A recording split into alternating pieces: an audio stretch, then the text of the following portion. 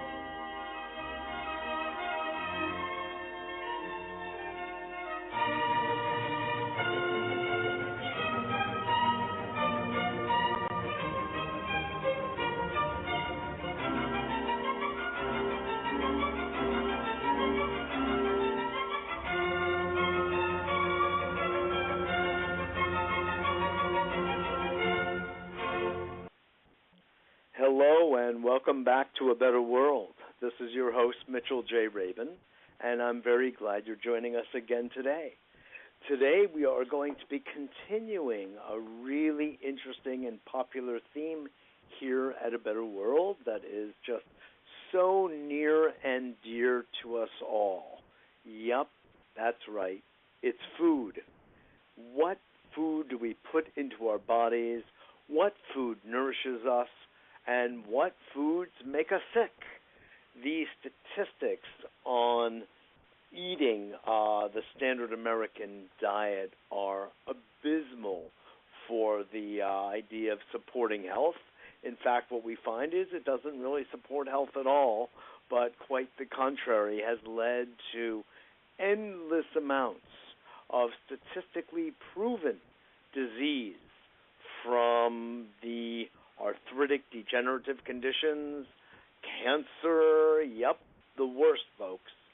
And to the contrary, healthy food, live food, raw food, vegetarian, plant-based diets have shown to lead to exquisite health, overcoming these kinds of illnesses, as well as in the cases of people who are not ill at all, maintaining and upgrading their normal level of health and mental clarity, energy, vitality, good skin, clear eyes, you name it.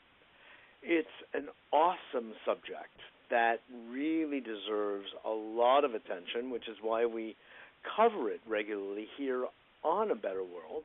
And today, to really explore it in further depth, we're very pleased to have as our guest Ocean Robbins. Ocean is the author with his very well-known father, John Robbins, originally the author of Diet for a New America that came out some years back and really was a game changer for so many in helping to awaken the thinking and increasing the education of so many people about the nature of food, what we have on our plate at dinner time, at lunchtime, at breakfast, and the difference it can make to our own personal health, to our family health, and really even that of the planet, Gaia herself. So we're really in for a fun and really interesting show today.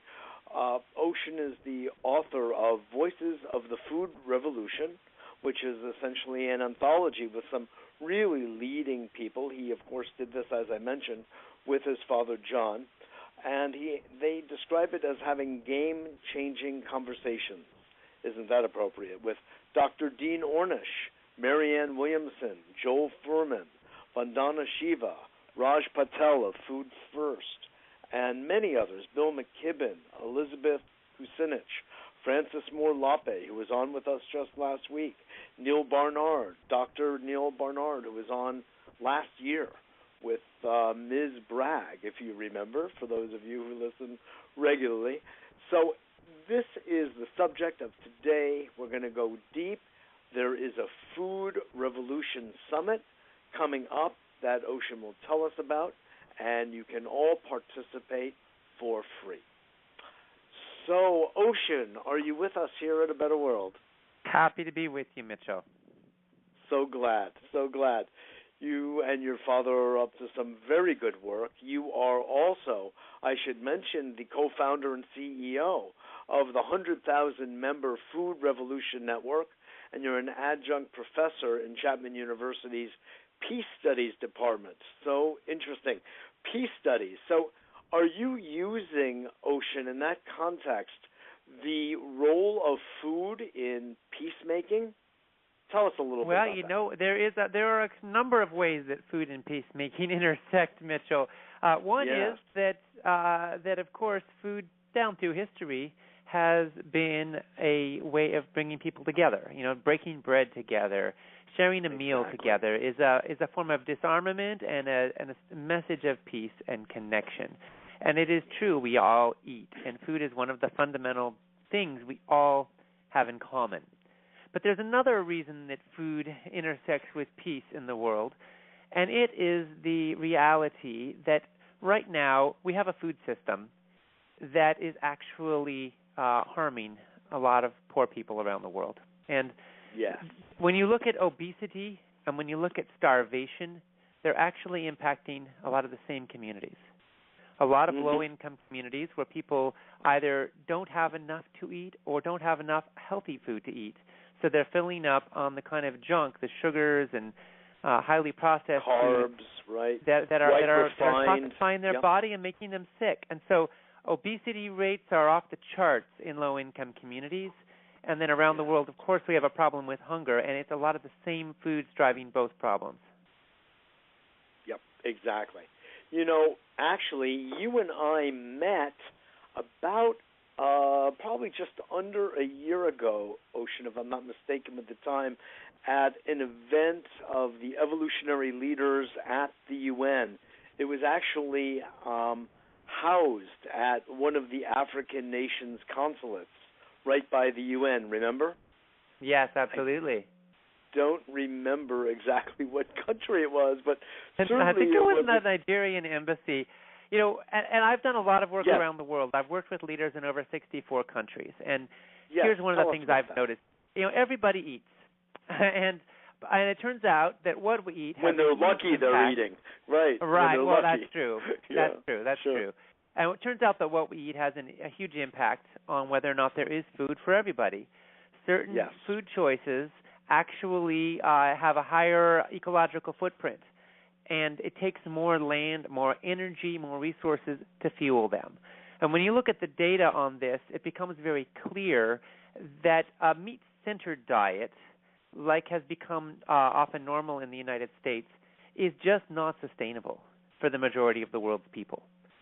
If we want to feed a world of 7 billion and growing, and if we want to do it in a sustainable way, we're going to have to find ways to lower our ecological footprint, and one of the things that's going to mean is we're going to have to consume less animal flesh. Now, you don't have to be a vegetarian to want your food choices to be an expression of your values and to make a more just and healthy world for everybody. But the reality is that if we care about the world's hungry, then we also care about the fact that it takes 8 to 10 pounds of grain to produce 1 pound of feedlot beef in the United States today. It only takes 1 pound of grain to make, a pound of millet or oatmeal. It also takes large amounts of land, vast areas of tropical rainforest, and water. Takes huge volumes of water to provide 1 pound of meat. Yeah, like thousands of gallons of water. So, so the reality is that as someone who cares about food for the world's hungry and cares about water in times of drought and cares about the tropical rainforest and our climate, I realize that our food choices have a global impact that's not just personal. Now, I want to eat. I want to thrive. I want to be healthy. I don't want to compromise my vibrancy one bit. But the good news is we don't have to. It turns out that a lot of the same food choices that are good for our planet are also good for our bodies, and that's what's so exciting. That really is, and that's a very important point. So people who consider themselves very, health conscious, nutritionally conscious, and people who may not be that but are very environmentally conscious, this is what you're really saying, Ocean, is that there's a crossroads between the two where the two meet and they really help to cross-corroborate and cross-support each other. The energy and the values of one, it really correlates with those of the other. You know, your father, one of the big points that he made in his such well-known book, Diet for a New America, was looking at land use from this point of view, and he really, doing the arithmetic that he did, helped to bring forward, not that nobody knew that before, but he made it very nationally and internationally known about how 1 acre of land can either be for growing soy that could feed X number of people, or for, you know, a handful of cows that would feed, you know, a much smaller number of people. And it's that simple arithmetic really shakes the world the more you really contemplate it.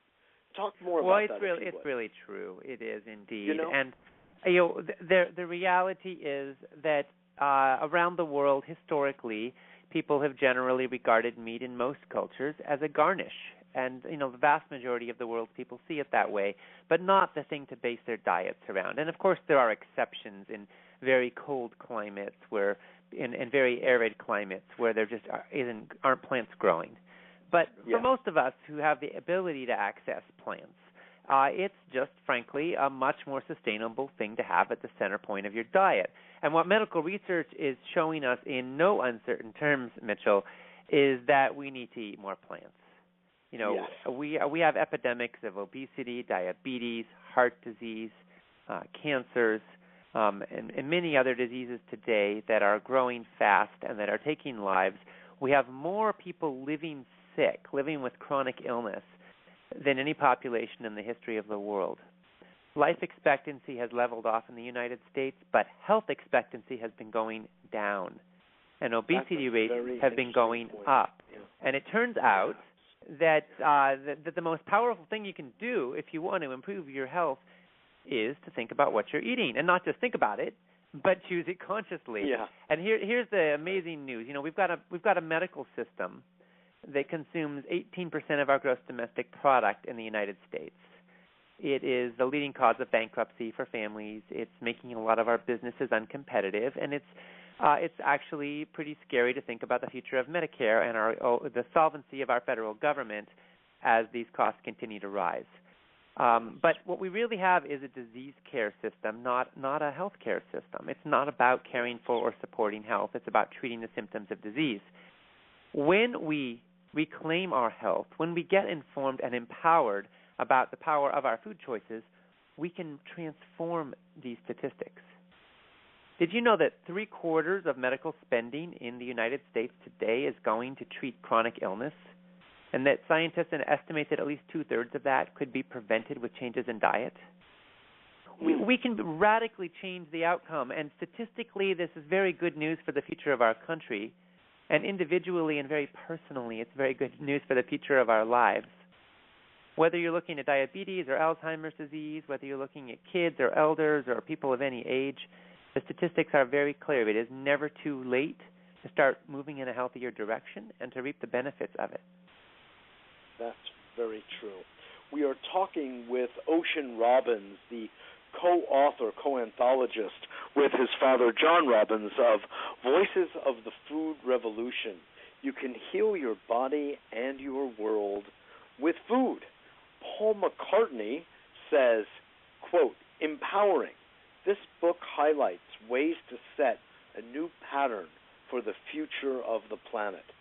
And, in fact, that's really what you're talking about. You're talking about a healthcare system, Ocean, that could be based on very smart, very common sense, personal choices, family choices, of good eating habits, of good drinking water habits, of exercise habits, of good sleeping habits, of essentially good habits in the household, family to family, home to home, that could have an incredible bankruptcy-saving effect on not just all of the families that you were referring to just now, but actually of our nation itself. That's how powerful the work that you've been up to, and of course A Better World has been up to, and trying to educate people along these lines. And it's very, very true. And what do we need to do to incite people? Now, you have a summit coming up. Why don't you tell us a little bit about that? Absolutely. I'm so excited about this, Mitchell, because my dad, John Robbins, and I are producing the Food Revolution Summit. And this is where we are convening 24 of the world's top food experts to ask them what's really going on with our food systems, and much more importantly, what can we do about it? And we've got some really brilliant voices coming into the summit. They're all going to be personally interviewed by my dad, and I'm hosting all these presentations. We have Woody Harrelson and Dr. Jane Goodall, Amy Goodman on how to feed democracy, Dr. Mark Hyman. We've had Amy on the show here before. Wonderful. Yeah, we have Dr. Mark Hyman on the 10-day detox diet, and Alicia Silverstone and Dr. Dean Ornish and the food babe, Bonnie Hari, and many other brilliant leaders. And we're engaging their insights. The question is, can we distill what these experts and visionary leaders have discovered and share it in service to a more healthy, sustainable, humane, and conscious food? What we know is that the food system right now is not working. It's toxic.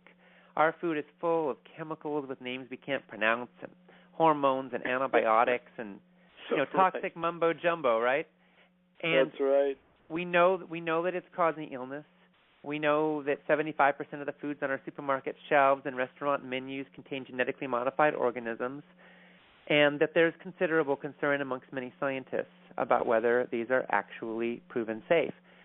And we know that we can do better in so many respects. So we call this a food revolution because I think one of the great myths out there is that you can that balance and moderation are the keys to health. But you know what? A balanced and moderate mix of toxic food is still going to make you sick. And in the long term, if you want to thrive and be healthy, if you want to learn from what the experts have discovered, then you don't have to be a victim of a toxic food culture. You can take matters into your own hands. And so we're putting on the Food Revolution Summit to help people do just that. So if you go to foodrevolutionsummit.org, you can check it out. You can sign up. You can get informed and empowered and participate for free. That's excellent. So it's a 3-day summit. Is that correct? April 27th, it's actually 28th, 9 days. 29th, and 30th, actually. What's that? Yeah. It's actually April 26th to May 4th. And we'll be interviewing 3 experts per day throughout the time. And, again, foodrevolutionsummit.org is the website. We've been doing this for a couple of years now, interviewing leading experts and sponsoring Food Revolution Summits. We've reached more than 150,000 people through these events so far. We're expecting this to be our biggest year ever. And the response has been phenomenal. And I can't tell you how much it means to me when I get letters from people telling me how they've lost 50 pounds, how their health has turned around, how they've gone from being constantly sick to being solidly healthy for a year or more, and they're getting more done at work, and their marriage has improved, and their love life has improved. Sometimes even their sex life has improved. And they're so much happier. And I know, this is what it's all about, right? It's so that families don't have to lose loved ones earlier than they need to. It's so that people can be healthy and happy for longer and have more joy and more vibrancy. There's this myth that people who eat healthy food don't live longer. It just seems like it because if life is more boring. But I think the opposite is actually the reality, that, in fact, healthy food means more thriving. It means more joy and vitality. And, that's what I want for people. Well, also, there are some very fantastic, recipes out there for raw food, live food, vegetarian food, vegan food recipes that Gary Null, the Optimum Health Institute, the Hippocrates Institute, and Wigmore's Institute in Puerto Rico. There are so many places that have come up with really good, I don't know if I want to call them cookbooks, although some of them are, but certainly culinary books that have awesome recipes. There are restaurants all over. I remember being at one called Raw in San Francisco many years ago. I think they opened up in L.A. thereafter. And, New York, there are Quintessence. There are Caravan of Dreams, my friend Angel's restaurant. There are so many good recipes. So there's nothing boring about it, Ocean. Not really. Oh, not at all. The world is vast and wonderful. And, the beautiful thing is that when you get out of habits, you actually can taste more delicious things because you're interested, you're engaged, and you're curious. Yeah. So the world of culinary delights is a rich and, dare I say, delicious one. Yes, indeed. But, we are creatures of habit, and often we find the things we like, and we kind of stick with it. And when you get right down to it, most of us have maybe, at most 5 or 10 things that we make with any regularity. And for the most part, we are, repeating those recipes day in and day out. And in that case, I think what's really awesome is that you can just kind of crowd out the bad stuff with the good stuff. Take find really one true. recipe you love and make it part of your starting lineup rotation. Exactly. I used to have a Tai Chi teacher, Ocean, who used to say, you're going to have habits. There's nothing you can do about it. It's the nature of life itself. So just make those habits good ones. So I felt that was really good advice, sage advice, by a nice Jewish Brooklynese Tai Chi master. I wanted to also bring up something you mentioned earlier. You said when you really contemplate the global planetary ecological situation and your own personal health, you don't necessarily have to be a vegetarian. Well, we've all become habituated to certain kinds of food choices, as you've made clear and as we know. So what do you mean by that you do not have to become vegetarian in order to be conscientious about both one's own personal health and the planetary condition of health? Well, we've kind of got this fear, I think, that we have to sign some kind of a purity pact, and in order to do a good thing. And I think that we have enough boxes and categories in the world to divide us and separate us and make us self-righteous or make us guilty for all eternity and back. But when you get right down to it, I don't really care what box or category you put yourself in. I care about helping you thrive, and I care about helping your actions be congruent with your values and your integrity. And I care about sharing the information that can help that happen. And so when it comes to food choices, I don't want to make the perfect into the enemy of the good. I don't want to make us try so hard to do it right and then fail and then not do our best. So my interest, first and foremost, is what is my best? And, how can we help other people to do our best, knowing that we've got a lot of things demanding our time, and none of us can spend our entire life in the kitchen. We have to work. We've got families. We've got other things we want to do.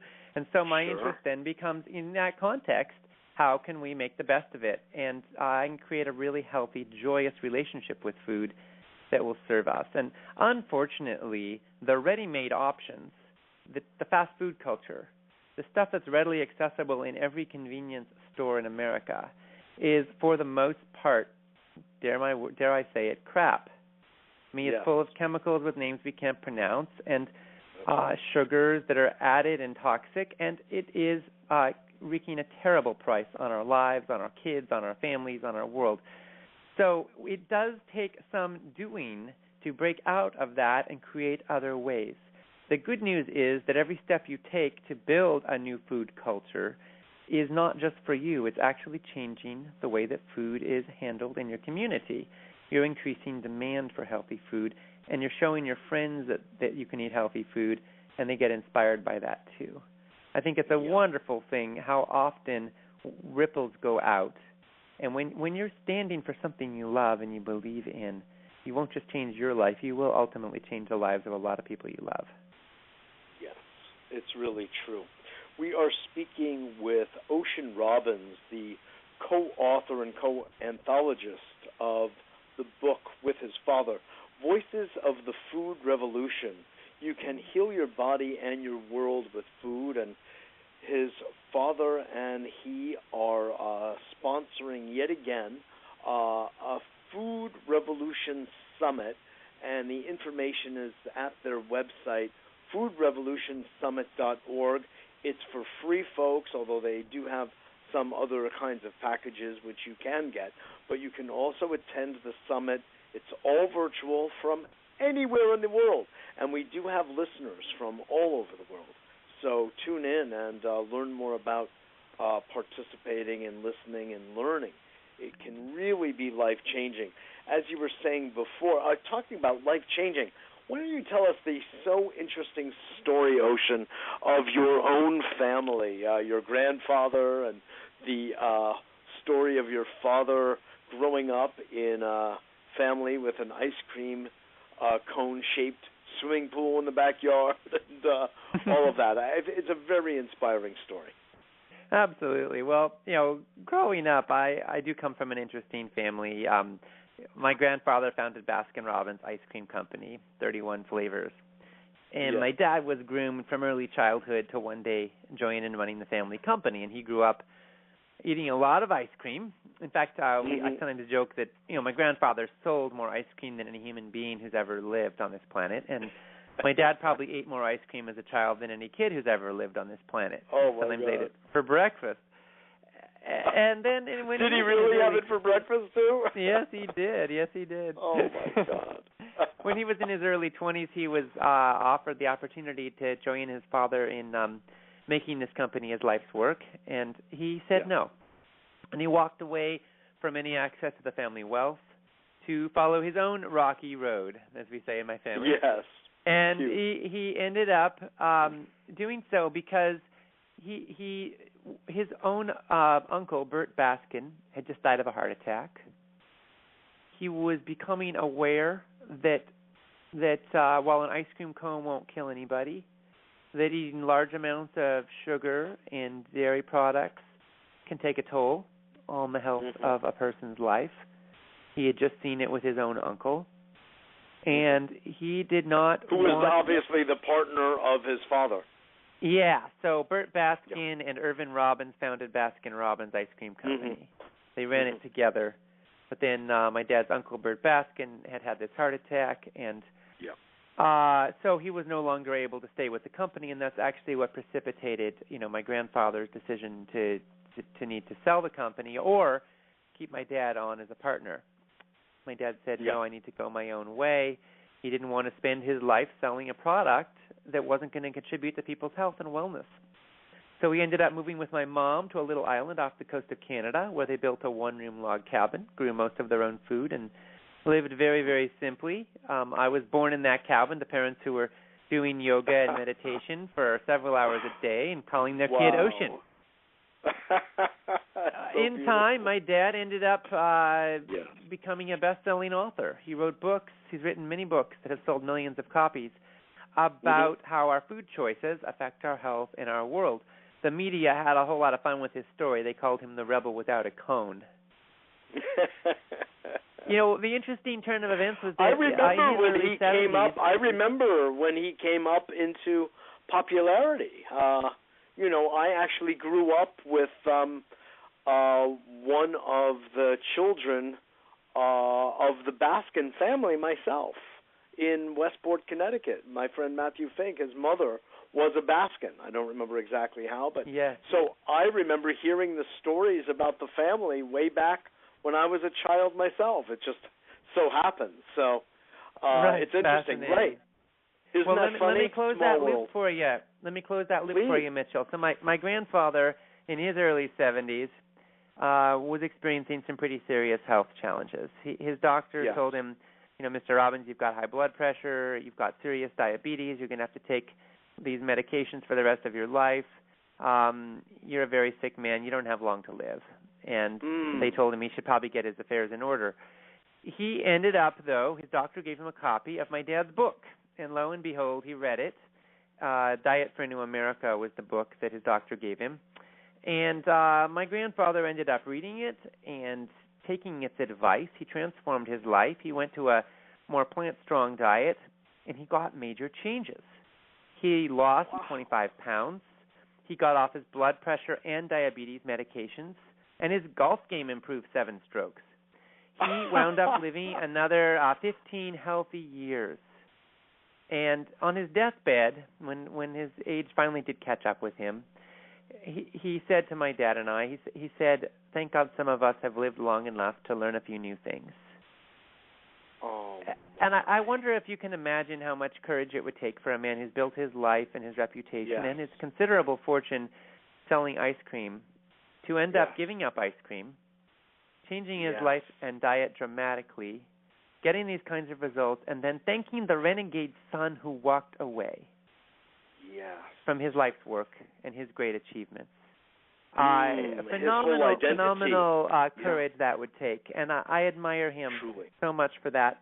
So now my dad and I are working together, and we think that we've experienced in our own family the powerful changes that can come about from a healthy, plant-strong diet. I myself ran my first marathon when I was 10. I'm sorry, say that again? I said I ran my first marathon when I was 10, and I was set my elementary school record for push-ups and chin-ups, and now I have more energy than I know what to do with at the age of 40. My dad's the talk of our local gym because he's just so freaking fit, you know. And so we are walking the talk, and we are seeing the results as my grandfather did. And frankly, we know what it's like to have a whole lot of momentum going in a less healthy direction. And we know what it's like to change course, and we know what can happen when you change course. And that's why we want to tell other people about it. What's also interesting in this story, Ocean, is that it wasn't your father that gave his father the book, but your grandfather's doctor that gave him the book. Isn't that curious? Well, of course my dad had given him a copy, but no, my grandfather hadn't read it. Honestly, I think it took his own health being on the line. And his own doctor telling him what was up for him to believe it, you know. And isn't that sometimes the case sometimes that we have the hardest time listening to the people who are closest to us? Isn't that the truth? We sometimes have a hard time even appreciating or saying I love you to people close to us because we kind of tend to take each other for granted. But that's really true. So the family, though, I think that's another lesson in this story. Yeah, it's a multi-leveled story. It really is. So all the family did reunite together then. Is that the case? After well, there was definitely, as we say, blood is thicker than ice cream.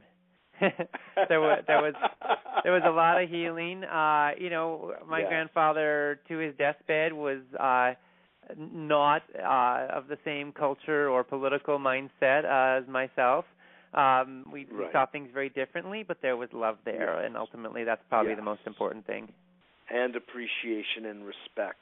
It's a beautiful story, and in I was going to say in a nutshell, but maybe I should say in a cone. You really have an entire.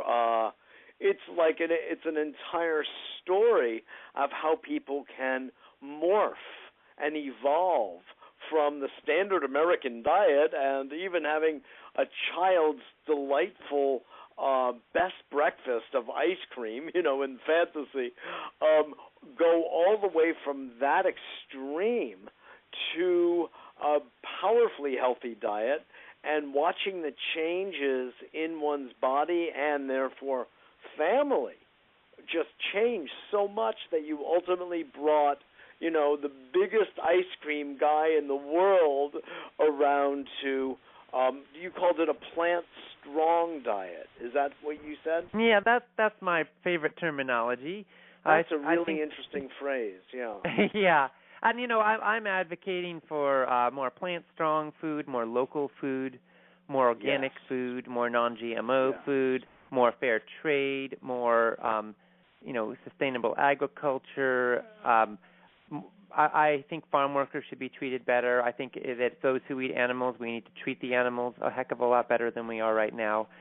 And I think that all of these changes will help us reclaim our food systems from the grip of large-scale corporate interests that are making billions of dollars off of selling us stuff that is making us sick.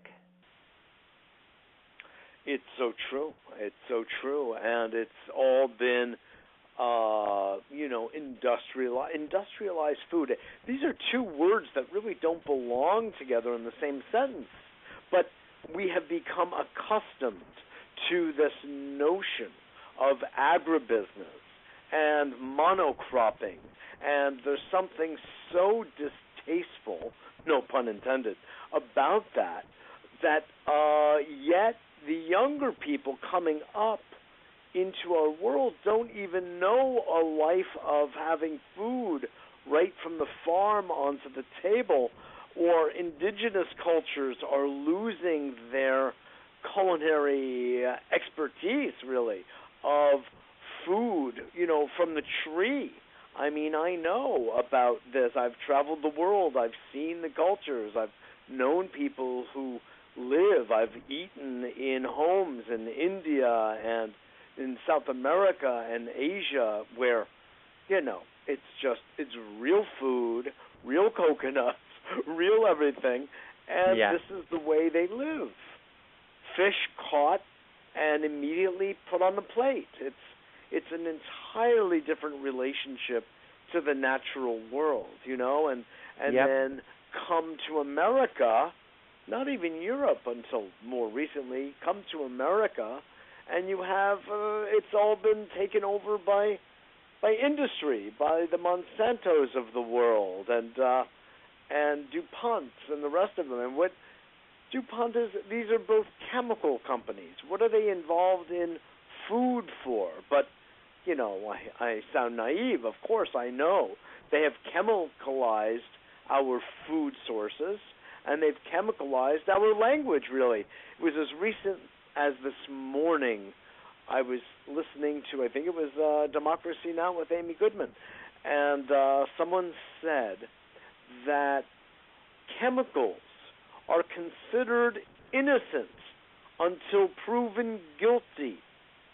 And that goes for even such things as, obviously, fluoridation of the water supply, but even benzene that was found. Oh, I know. I heard this on C-SPAN this morning, looking at the entire debacle of the pollution of the rivers in West Virginia over the last few months from the coal and from Duke Energy and the like. And they were saying this entire state is almost a failed state, no pun intended, because it doesn't have water. How can you live in an area that does not have actually potable water?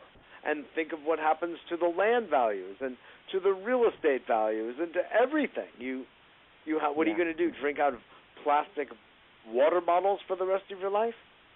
This is the kind of society, unfortunately, we have created. We're not in the process of. It's already been done.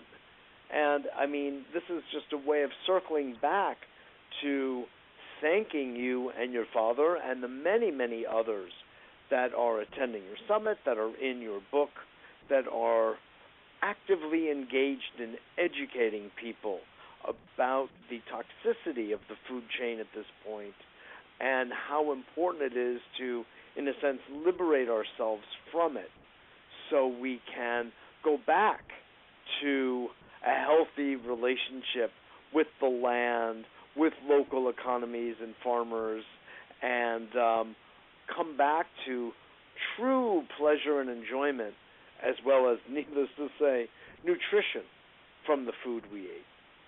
Your comments? Wow, you paint a beautiful picture. And the beautiful thing is that it is completely doable. Yeah. We have seen a fourfold increase in farmers markets in the last 10 years in the United States. We've seen a fourfold increase in sales of organic foods. Natural foods is now a $50 billion industry in the United States. We are seeing an explosion of interest in natural foods. Non-GMO certified products were non-existent 3 years ago, and today it's a $5 billion industry. More and more people care what they eat. They care what it comes from. They care how it was grown. If food says natural, organic, fair trade or non-GMO on the package, people will buy it more. Yeah. And unfortunately, these labels don't always mean all that we'd like them to. Foods could say natural, but they still contain neurotoxic pesticides. They still contain hormones or antibiotics. They may contain high fructose corn syrup, and they definitely could contain genetically modified organisms. There isn't really any regulation right now around what natural means, so it's kind of the Wild West. And natural pretty much means that a company wants to make money by putting that brand on their products and appealing to natural consumers. But it doesn't mean that the product is natural in any way, shape, or form. So unfortunately, we've got to pay a little bit of attention to these things. But the reality is that people care. More and more and more people care and are acting on that caring, and it's showing up in the marketplace, and companies are taking note. And there's a reason why Cheerios has gone non-GMO and why Post Grape Nuts has gone non-GMO and is getting non-GMO certified. And there's a reason why non-GMO growing farmers are starting to actually sell their products for a higher price because the demand is increasing rapidly. So I think that we are witnessing and we are participating in some pretty seismic changes right now. The obesity epidemic and the way that it's impacting our kids has hit our country really hard. It's expected that 1 in 3 American children is going to get diabetes in their lifetimes. And, we have obesity rates and overweightness rates that are nearing 50%. This is impacting the ability of the armed forces to have eligible people. More and more people are being disqualified when they apply to join in the military service because they literally don't have the fitness capacity to serve. So it's a national security threat as well as obviously an economic threat. So you don't have to be some kind of New Age hippie or some vegetarian fanatic, to care. This is very basic dollars and cents issues, and you can be a real patriot and say, you know what, we want our country to be safe and secure, and we're not going to let Monsanto or Coca-Cola or McDonald's set our nation's food policy anymore. It should be serving the interests of the American people. That's right. Hallelujah. That really sounds inspired and inspiring. Yeah, it's really true. I mean, when you really look at it. Now, I heard something. Maybe you can help to clarify this. I mean, it's hard for me to say this, but I heard because of the confusion around language and law, and, I mean, I remember hearing 25 years ago that, I mean, I don't know if this was exactly true, but I think it was something like Del Monte bought the word natural when it came to ketchup. So even though they had a number of chemicalized words in their ketchup, they bought the word. They, just like the AMA, in a sense, bought the word cancer. They control the word. So how and where it shows up actually has legal implications. Now, I'm not sure they've been able to have a patent on it, and patents run out and things like that. But so that may be part of the confusion with the word natural. But I recently heard this phrase, Ocean, organic GMOs. Well, there is no such thing currently because part of the definition of organic as certified by the United States Department of Agriculture is that it is non-GMO. So, of course, Monsanto would like to change that. They'd like to see GMOs accepted as organic, but that's not how it works. So for those who want to avoid GMOs, there's really a couple of ways you can do it, three top ways you can do it. One is look for the organic label. 2 is look for the certified non-GMO label. And 3 is avoid the high-risk culprits, which are corn, soy, canola oil, and sugar from sugar beets. And if you avoid non-organic versions of those products, you're doing pretty well to avoid GMOs. And speaking of GMOs, I want to tell you, can I tell you a little bit about why I think GMOs is an important topic, Mitchell? Oh, please. We've had Jeffrey Smith. Jeffrey Smith is a very good friend of A Better World. Wonderful. The author of Genetically. Well, some people think GMO means God move over, but it doesn't. It actually stands for genetically modified organism. Yeah. I never heard that. That's great. Please tell us the you know, story. what a genetically modified organism is it's basically scientists have spliced together the genes from different species. So they take the genes from, for example, a fish that can swim in cold water, and they stick it in a tomato to try to make the tomato more hardy in cold weather.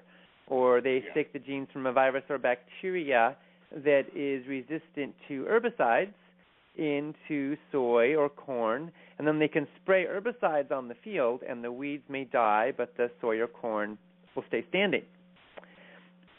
So we've had a lot of promises from Monsanto and the other companies behind genetically modified foods. They've told us that genetically modified foods were going to be key to feeding the world.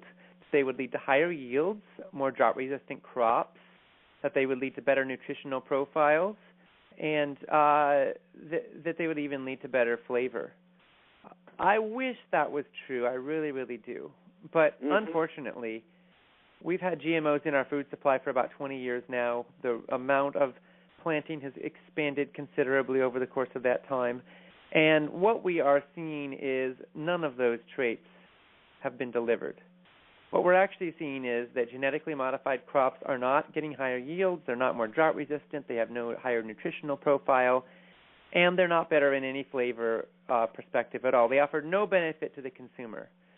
What they are doing is basically two things, and this is what's on the market right now. And one is that they're resistant to herbicides, like Monsanto's proprietary herbicide Roundup.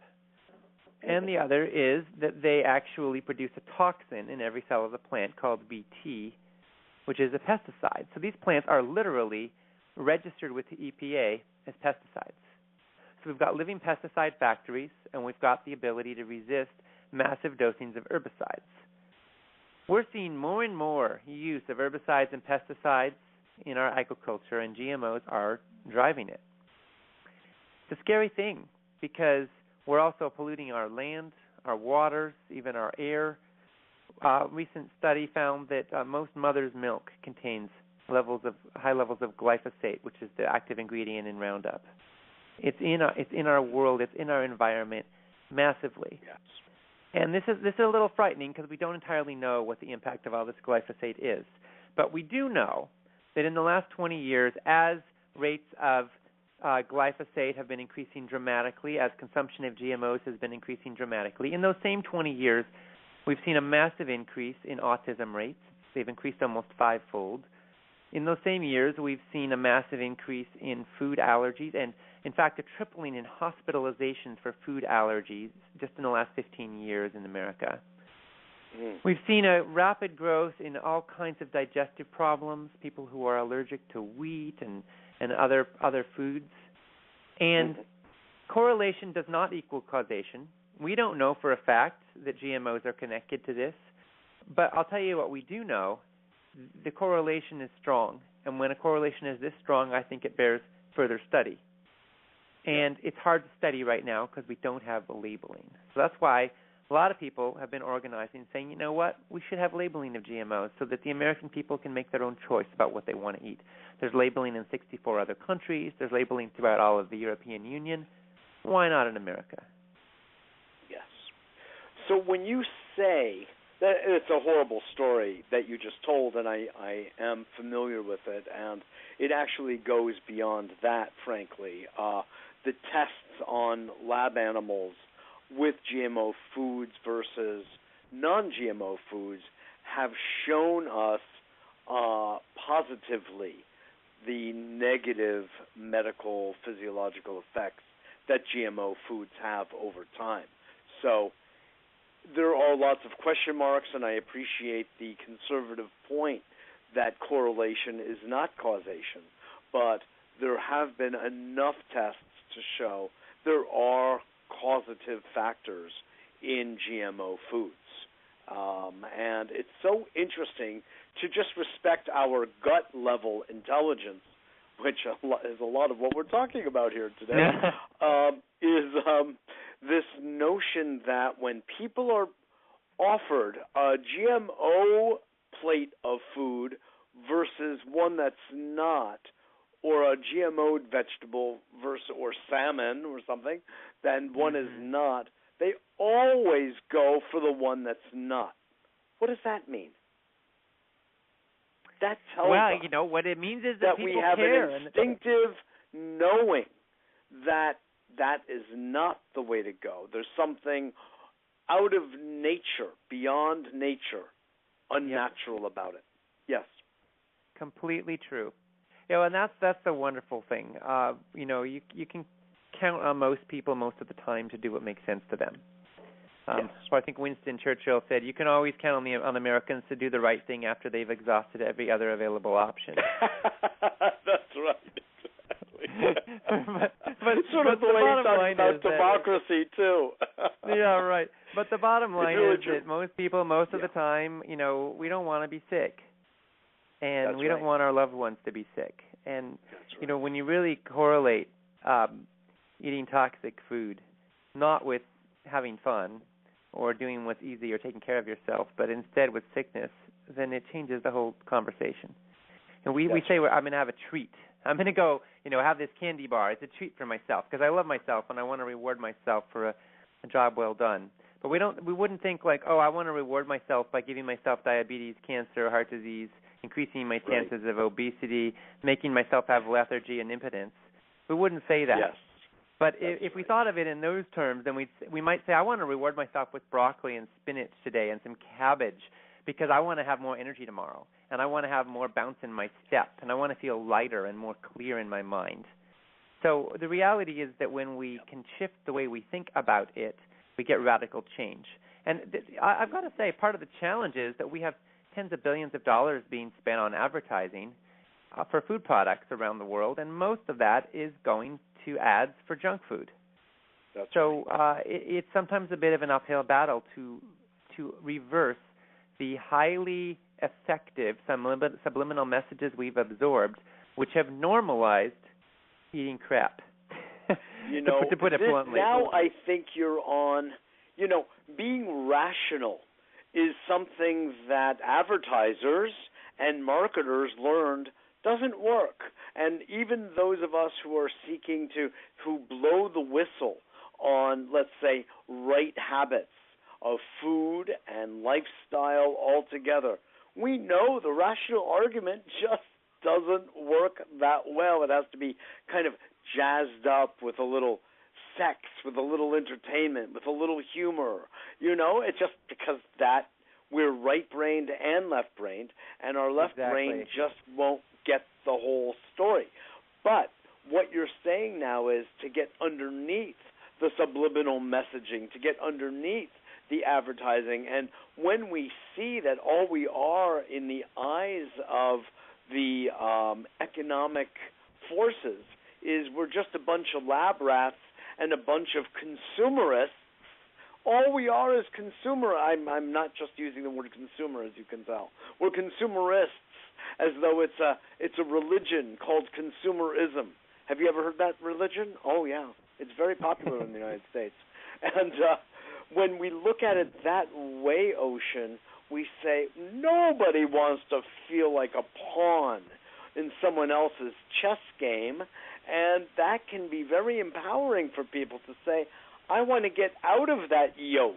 I don't want to be an oxen in someone else's, farm story. I want to have my own farm. Thank you very much. And that leads to empowerment. Well, it's true. And ultimately, the question is, are you going to let commercial interests have governance over your life, over your health, over your energy level and your vitality?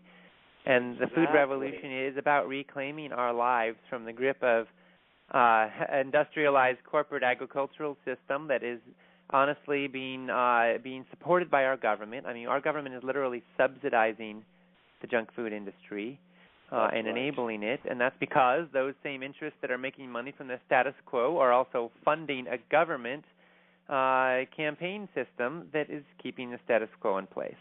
But we don't have to be victims. We can reclaim our lives. We can reclaim our health, and the benefits are immense.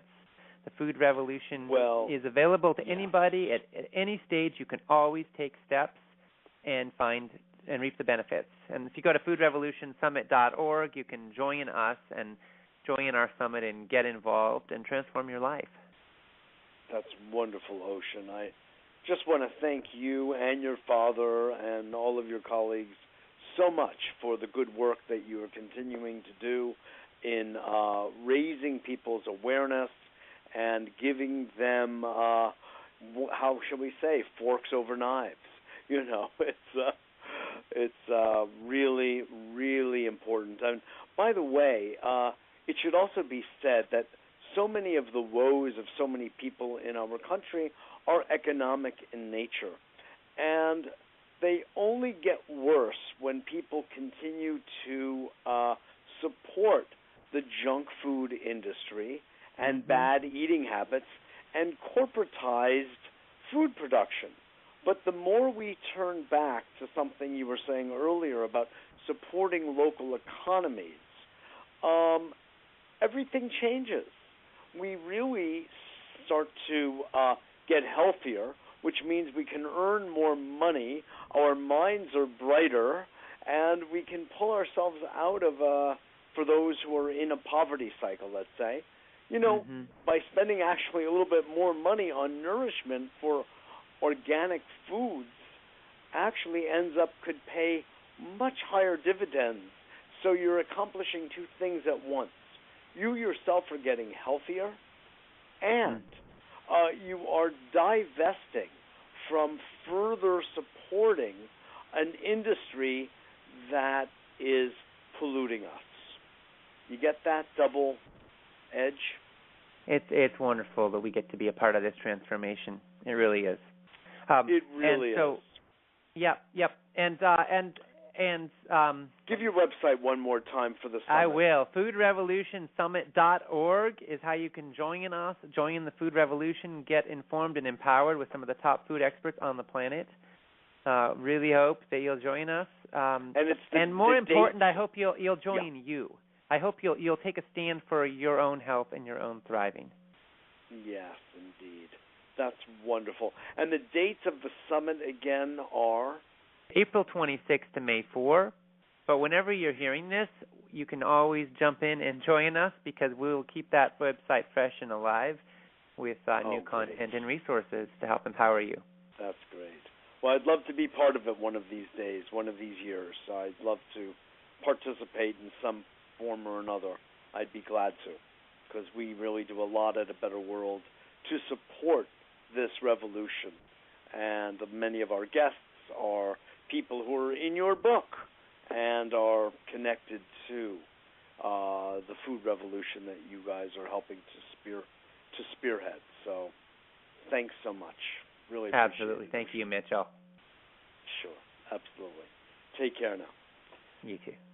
We have been speaking with Ocean Robbins, the author with his father, co-anthologist, I should really say, of Voices of the Food Revolution.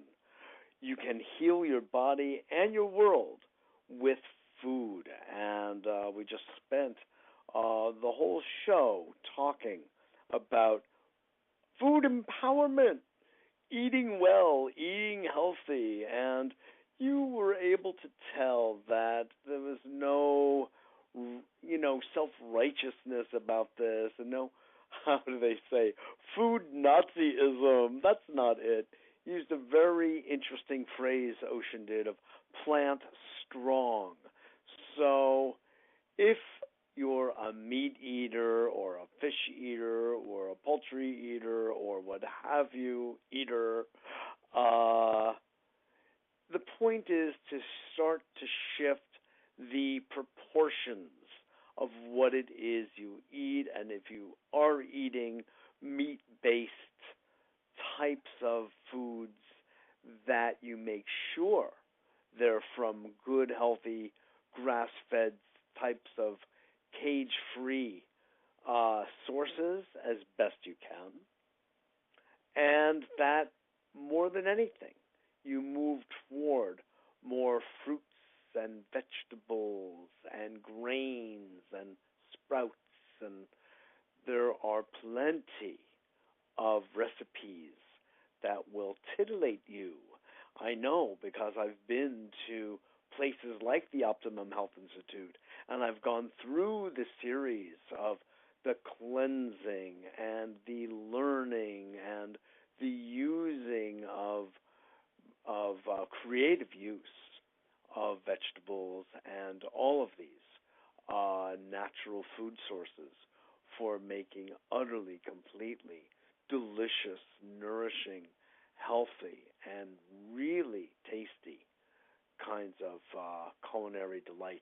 So with that, I want to just thank you all for joining. I have another important announcement for any of you who are anywhere near New York City in the next couple of weeks.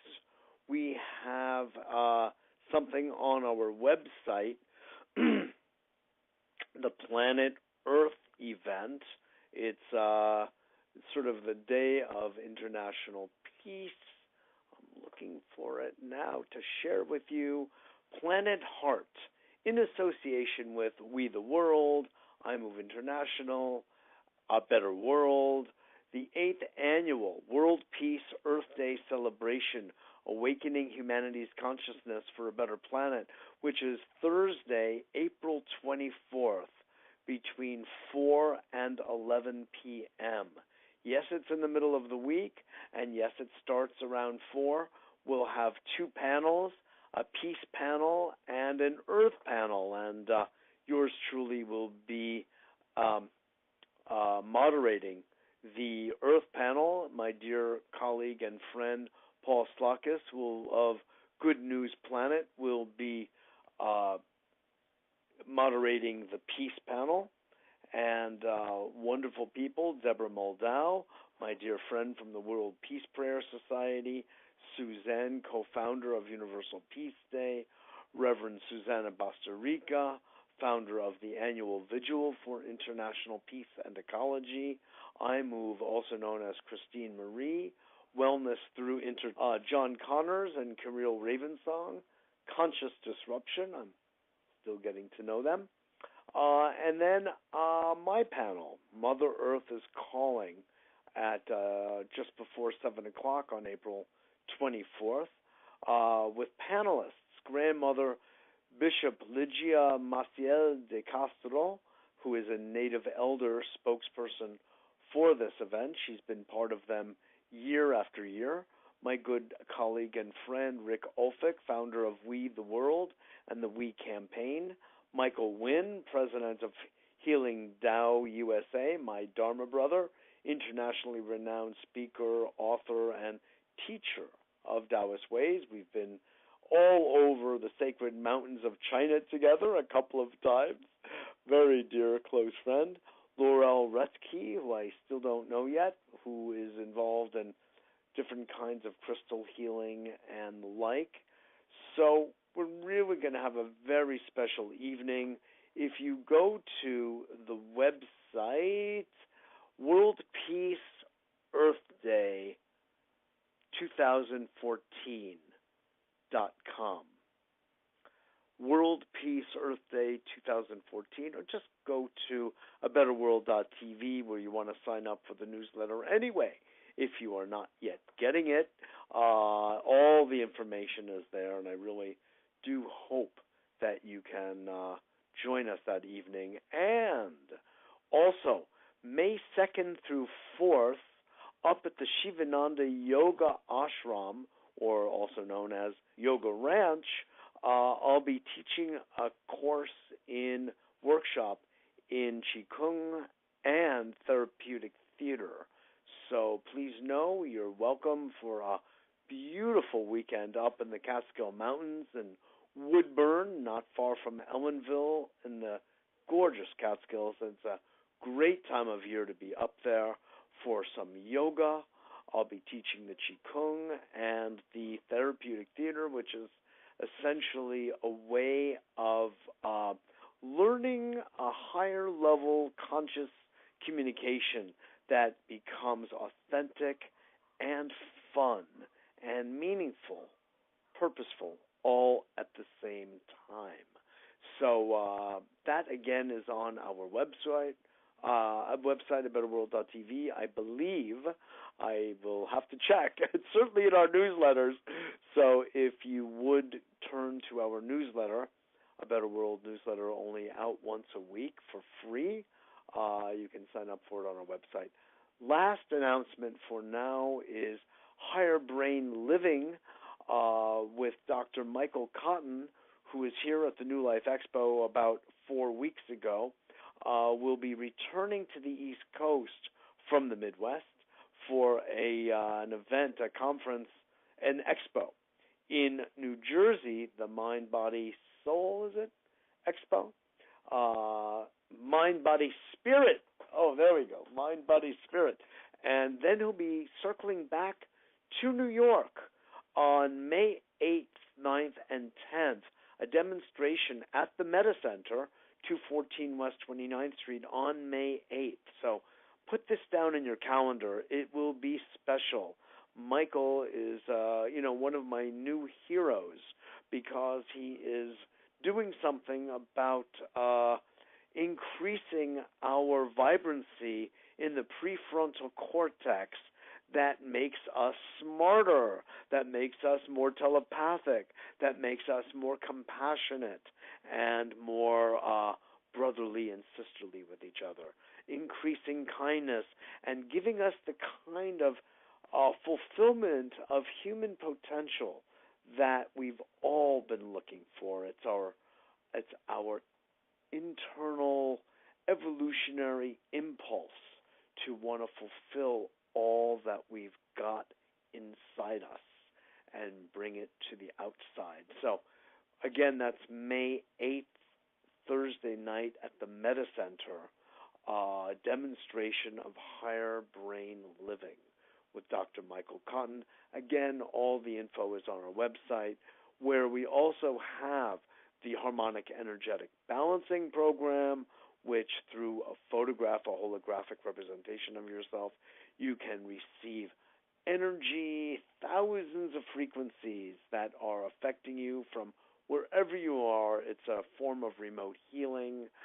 We have the Life System, which is a biofeedback system for sale, but I do sessions, stress management sessions with people privately, on phone, on Skype, as well as in person here in New York City. And last, we invite you to donate as little as what would be a latte with Mitchell every month.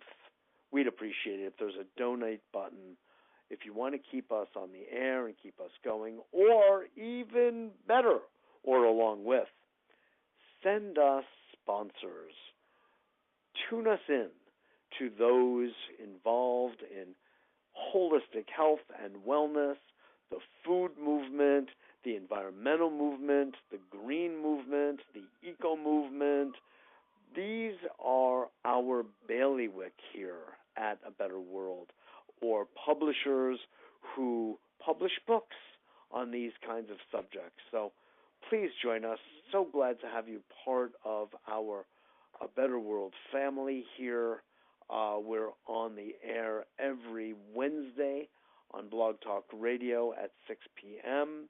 It's always in archive. And Monday nights at 7 p.m. Eastern Standard Time, we're on community cable television, public access here in New York City, in Manhattan, though you can also get that from our ever-growing, ever-expanding website. So thanks again for joining us. This is Mitchell J. Rabin for A Better World. So glad you are part of our family here, our community.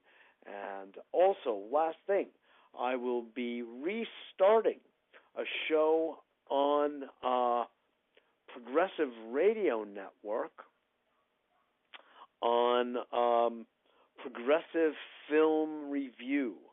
It'll be something like the Progressive Film Hour with Mitchell Rabin. It'll be starting, we don't have a date exactly yet, but it should be in the upcoming several weeks.